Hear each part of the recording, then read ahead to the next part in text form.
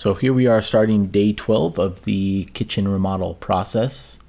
My first project here is to do a final pass of drywall sanding to smooth this whole area out and be able to put up the trim around this passageway. So it took a couple passes to build this whole area out and get it nice and smooth and even transition. So the other final aspect of drywalling is matching the texture of the walls too, which later on in this day I break out the texture gun and give that a go as well. So here's me finishing up here and just vacuuming up the area, trying to get all the last drywall dust out of here. And a final sanding on this wall as well. So this is there's going to be a TV up on this wall, and a little final detail sanding over here near the oven, and some other little areas. So next I'm going to move up to the soffit box.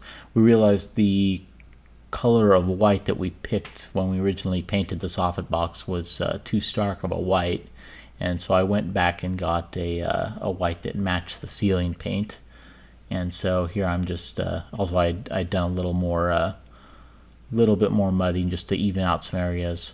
So I'm gonna do one final paint coat here on the soffit box to try to match it more to the ceiling.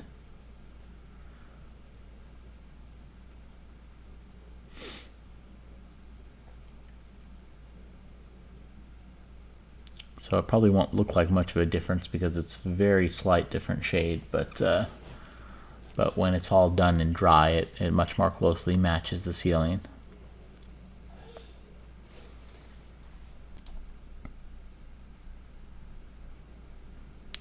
So as I'm painting up here, Neil is working down below. He's doing some final securing of these plywood boards into the cabinets to make sure everything is solidly in place. And the next step he's going to take is he had to cut down a bunch of these metal rails that get attached to the outside of the plywood, and the metal rails are going to act as a boundary area for the mortar that will be poured in later. And Neil's also got this waterproof black sort of tar paper here. This will actually be laid down on top of the plywood. Here it goes down right now and stapled down. And this thick waterproof paper will go all over all the plywood on the cabinets, and the mortar will sit on top of it.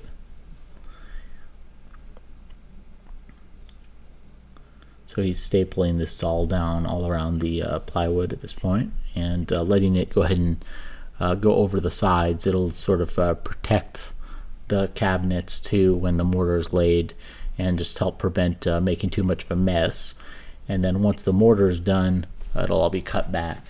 You can see I'm preparing for texturing the walls over here. I'm putting this plastic sheeting up and doing some taping, and I've got a texture gun, and I went outside and there we go, and textured.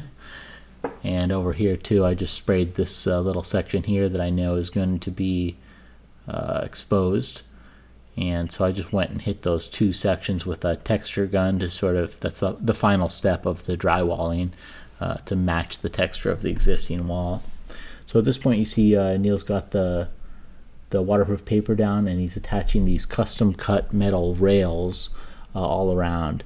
And the exact height of these rails has been predetermined based on the height of the outer granite rails that we have, and the exact buildup we want of between the plywood, the mortar, and the granite tiles on the surface. So he's going around making sure all of these are level and at the exact height that we want all around. And yeah, like I mentioned before, these will act as a bounding box for the mortar.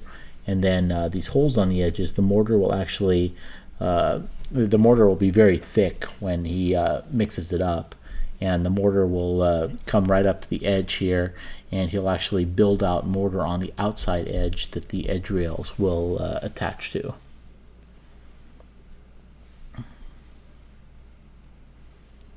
So here he's just going around and double checking the level of all this. I think he got a metal splinter there, it looked like. So we're doing a little cleanup. Okay, so the next step here is to staple down this chicken wire here, and this is just this is going to be set inside the mortar that will be poured in a little bit, and just going to provide extra stability and strength to this mortar bed. It'll make it into one solid piece. So here I'm going through and just stapling this stuff down. And here Neil's cutting out an area for the stovetop and cutting out an area for the sink as I staple down some more. And we just have to make sure there's that it's fully stapled down and no section of this chicken wire pops up any further than the total height of the mortar that we're going to be laying. So Neil's just doing some prep work here on the ground too, putting these cardboard sheets down. Just so we don't make a mess of the floor too. And so now we've got the countertop pretty well prepped for mortar. So here you see Neil has cut some custom wood boards here that he can use as a screed, along with some large metal straight edges to smooth the mortar once we get the mortar placed down.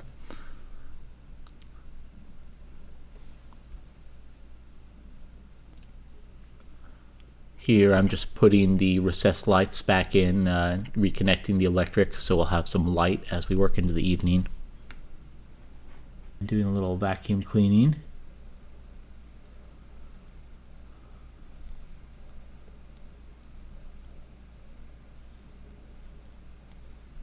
And one final path of cardboard so we don't make a mess with this mortar we're bringing in. Alright, so Neil's starting to lay the mortar in now. So he mixes up two different consistencies. One is a very dry mix, and one is a much more wet mix. The wet mix is going to be much more solid and hard, and the dry mix will be spread in between, and he'll sprinkle it with water a little later. But you see he's putting down the wetter mix around the sink area, and this drier mix is easier to spread and even out. So he used the dry mix in the in-between areas, and now he's just spreading it and leveling it all out here. I'm outside mixing more mortar.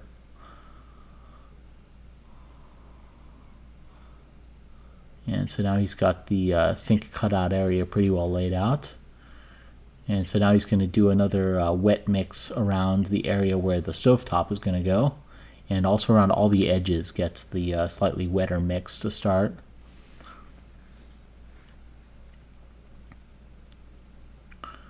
And now you can see he uses a straight edge to smooth it all out and keep it all level.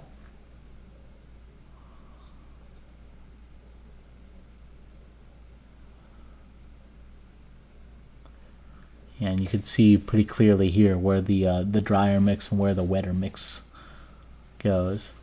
And like I said, at the end of all this, he'll sprinkle all of this dry area with some water from a sponge, and it will help it all harden.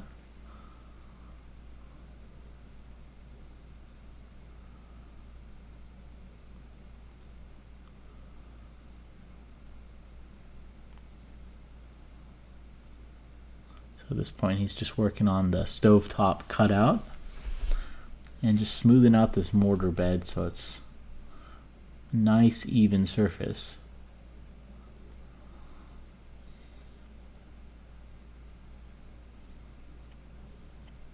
So now he's going around the edges too, and this is on the outside of the rail, and this is what the edge rails will actually be attached to. So So he's using this technique with the to attach this little section here on the edge. This will provide a really solid base for the edge rails.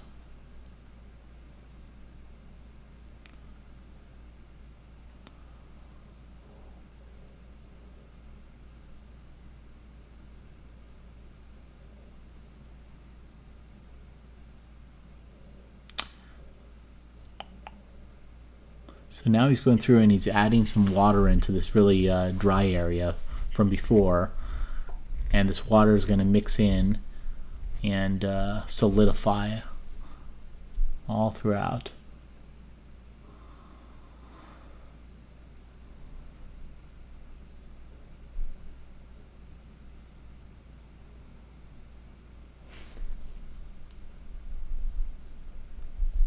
And now he's moving on to the sink cutout area. So the sink will actually lay right in the mortar. And what he's doing here is he's taking a look at the sink cutout and trying to guess and remove some mortar so the sink will lie and the top of the sink will be perfectly level with the top of the mortar bed. That way, and basically he nails it here on the first try. That way, with it all level, when we put the granite tiles in, the granite tiles will rest right over the edge of the sink and we'll have a nice smooth surface. So here we just put some construction adhesive in with the mortar, something I didn't know would work, but he said it's a pretty standard practice. And so now this sink is solidly in there, and we won't cut out the holes for the faucet and the other items yet. I'll wait for the mortar to dry and then drill those holes the next day. So at this point we've got the sink all set in and the mortar bed done, and that's about it for day 12. So continue on to day 13 to see us progress to the next step.